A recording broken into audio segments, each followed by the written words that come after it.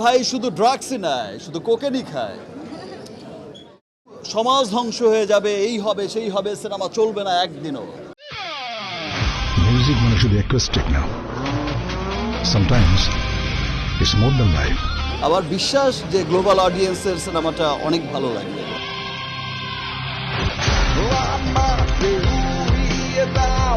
দেশের ১০৩টি প্রেক্ষাগৃহে চলছে শাকিব খান অভিনীত সিনেমা রকস্টার।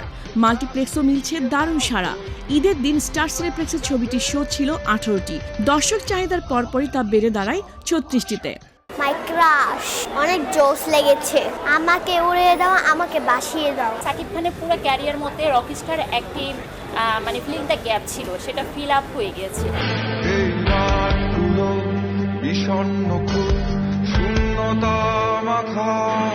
প্রচলিত অ্যাকশন আইটেম গানের বাইরে গিয়ে নতুন গল্প বলার চেষ্টা করেছেন নির্মাতা, আর তাতেই মিলেছে দর্শকদের ইতিবাচক সাড়া। প্রথম দিন মাল্টিপ্লেক্সে প্রায় 29,41,000 টাকার আয় করে চলতি বছরের দ্বিতীয় সর্বোচ্চ ওপেনিংয়ের রেকর্ড গড়েছে রকস। থেকে যুক্তরাষ্ট্র ও ইউরোপের বিভিন্ন দেশের 41টি প্রেক্ষাগৃহে দেখা যাবে Rockstar.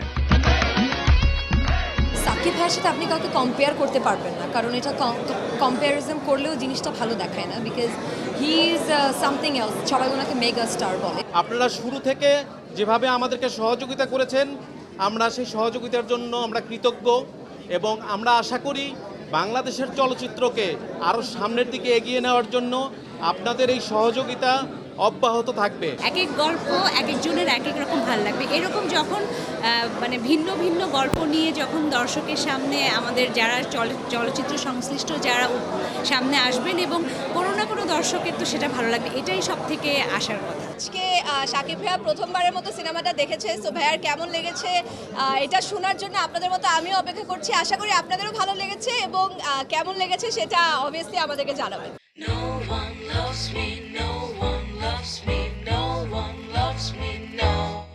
Romantic musical drama Rockstar cinema পরিচালনা করেছেন আজমান রুশো, চিত্রনাট্য করেছেন নুসরাত মাটি, সংলাপ লিখেছেন আইমান আসিফ স্বাধীন ও সামিউল ভুইয়া।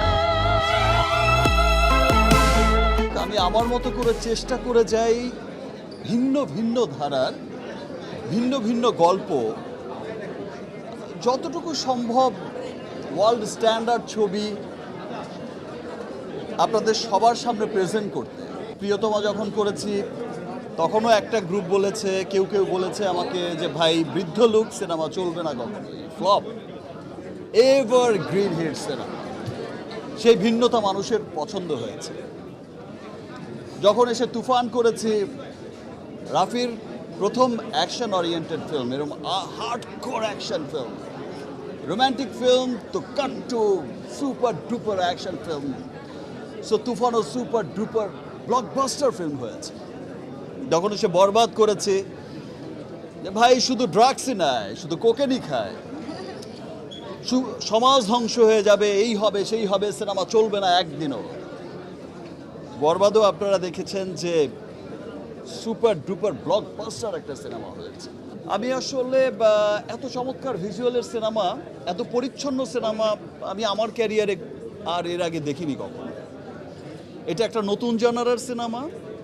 এটা যারা অ্যাকশন ওরিয়েন্টেড থেকে বেরিয়ে এসে একটি গল্পের, একটি সুন্দর, একটি রোম্যান্টিক, একটি ফিলের সিনেমা দেখতে পছন্দ করে, তাদের এই সিনেমাটা খুব ভালো লাগছে।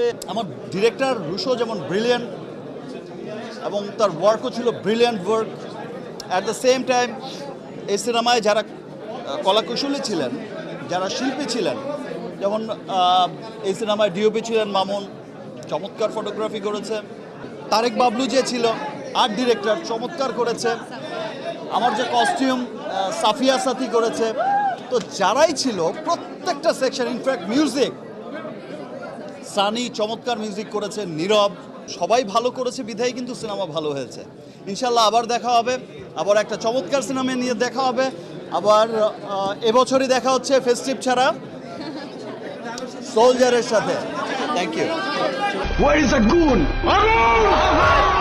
তারকা খ্যাতির চাপ, ভালোবাসা, একাকিত্ব আর সম্পর্কের জটিল সমীকরণ মিলিয়ে এই রকস্টারের উত্থান পতনের গল্পই বলেছে সিনেমাটি।